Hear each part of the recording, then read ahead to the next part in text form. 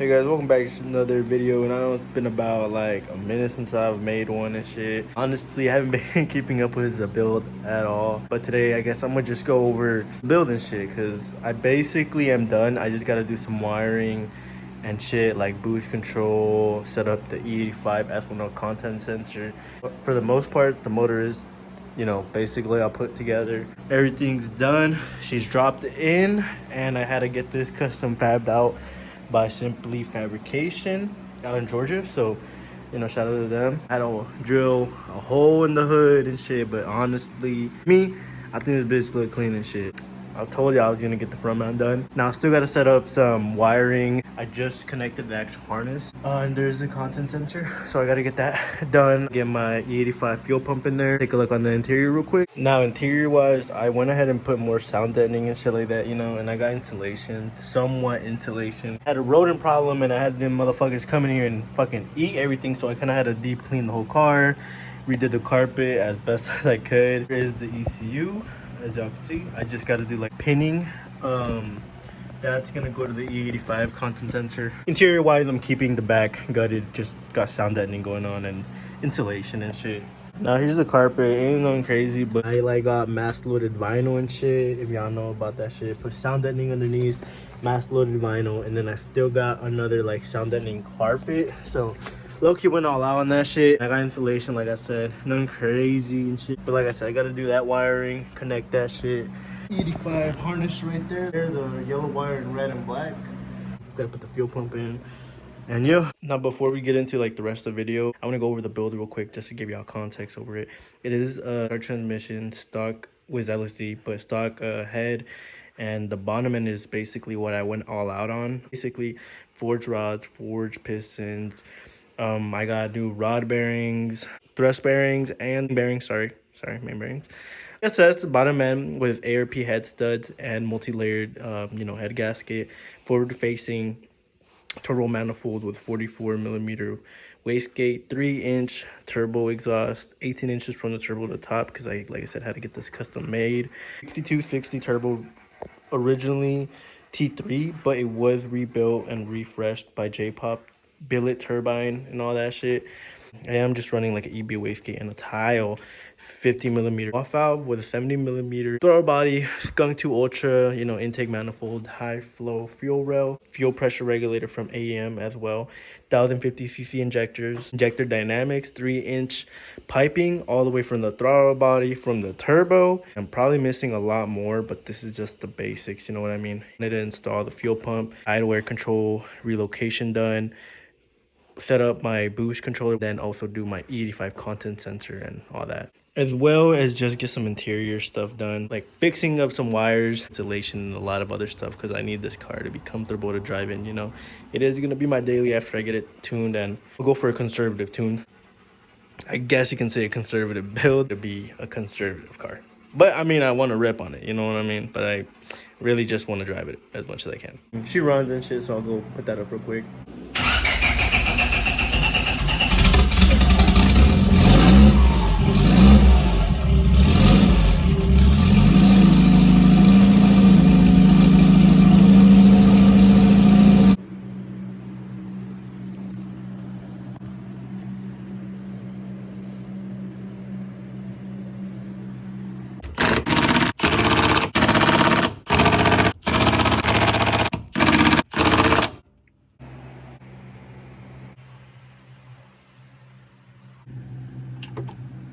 All right, well, got insulation all done. Walls is well insulated. I got the seat in there, the bracket. I'll show y'all what I had to do here, but this has to be explained. The original owner really fucked up my shit, so I had to basically get a new steel plate welded in here. I had to basically make this custom bracket for this seat mount, because whenever the original owner fucked it up, I didn't have the actual mount where this mounts to, so I had to make that bracket myself. Okay, other than that, interior's all done and we got insulation all done in here. I mean, this seat's in there tight shit. If you know about the bucket seats, you have to take them out, range it how you want, where I'm at, so I'm happy with it. I was working on getting the injector dead times down so I could upload the tune or just kind of get the car to idle. Here's basically our analog cable that we're going to be using to adapt to the E85 harness. Here's the idle air control valve relocation kit that I'm going to go ahead and also install for you. I get this wired in to this right here via the harness I wired in there, and I'm just going to de-pin these because you only need to use this one right here and this one. Some people even swap the black and red wire because on the harness red is flip-flopped with black. So but yeah, we're making good progress. I also got my boost control set up. My source is coming off of my turbine right here, but I have it going through here, right? And then here's the bottom line. You see how it tees off here, and this hose, let me see with my finger, this bottom hose to the bottom of the wastegate, and then we have the top one that runs to the second port. We follow it, it runs to the second port right here, and then we have it here. And I'm running just 14 pounds on this wastegate because we can, you know, multiply that with the boost by gear or whatever needs to be done. All I gotta do is wire in these right here into the ECU. I'll wire this all in here, and then go in there and tuck it in there. I want it to be as tucked as possible. All right, so I got the actual idle air control valve routed and connected. I'm not even gonna lie, it was a pain in the ass to install these bolts right here, and then basically, well, the bottom ones, right? You can kind of see it right there, the whole like relocation kit or whatever. It's connected, like I said, and start focusing on the E85 harness. You're gonna go ahead and just de-pin all these in the middle and leave the black and red. Well, we got everything actually wired in about 7 in the morning, but I honestly stayed up all night to do it. It doesn't matter which one because there is no hot wire to coil. So basically yellow wire though, because I had to merge it as well with my E85 connection. Yellow wire is basically my pin A25 if I'm right, which is gonna be your 12-volt source, and then this is my ground. Not really ground, but I'll explain that here in a bit. And it comes through there, and like I said, there is, you can see where it merges with this other harness, which is the E85 harness.